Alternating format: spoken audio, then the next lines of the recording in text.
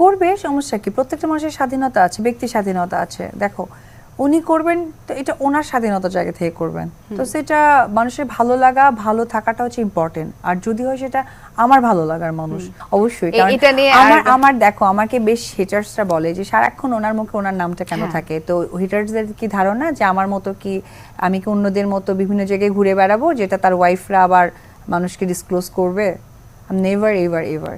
আমার প্রেম হয়েছে, বিয়ে হয়েছে, আমার বাচ্চা হয়েছে, সো এই তিনটা এক জায়গায় সীমাবদ্ধ। দেখো, তার প্রতি আমার অনেক রাগ ছিল, সেটা টিভি মিডিয়া অনেক দেখেছো, প্রচুর প্রচুর রাগ ছিল, রাগ, অভিমান, জিত, যা কবে জানি না, তবে অবশ্যই তার জায়গা থেকেই আবার তার যে দায়িত্ববোধের জায়গাটা দেখেছি, তখন না একটা মা হিসেবে, একটা মেয়ে হিসেবে, একটা স্ত্রী হিসেবে, একজন প্রেমিকা হিসেবে মনে হয়েছে যে না থাক, মানুষটাকে মিস ইউজ করেছে।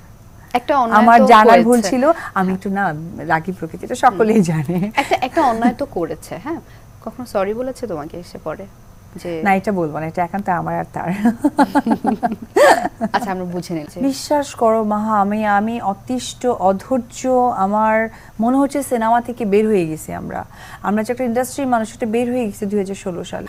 বিরক্ত, অধৈর্য, অতিষ্ঠ হয়ে গেছে একদম, মন থেকে, প্রাণ থেকে, মানুষের জায়গা থেকে বললাম যে এই যে নাটক, এই যে ফোকাস খেলা, এই যে তোমার সত্য খেলা, মিথ্যা খেলা, দেখা খেলা, তারপরে হচ্ছে কি প্রেজেন্ট খেলা, অতিষ্ঠ।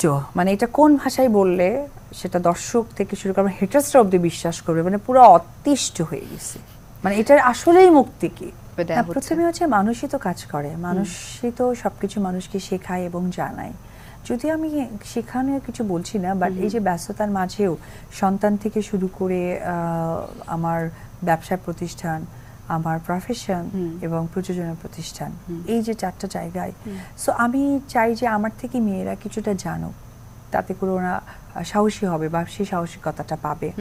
তো ওই চিন্তা করেই আমার আসলে এই কাজগুলো করা। কিন্তু জানো তো, এগুলো ব্যালেন্স হয়ে যায়। খুব ভালো বন্ধু আমার আসলে ওইরকম স্পেসিফিক কোনো বন্ধু নেই বা ওইরকম শত্রু কেউ নেই, সকলেই আমার খুবই পছন্দের, অত্যন্ত সম্মানের, বড়রা আমার রেসপেক্টের জায়গা, ছোটরা আমার স্নেহের, এবং আমিও ঠিক তেমন বড়দের কাছে ওই ভালোবাসার মানুষটি।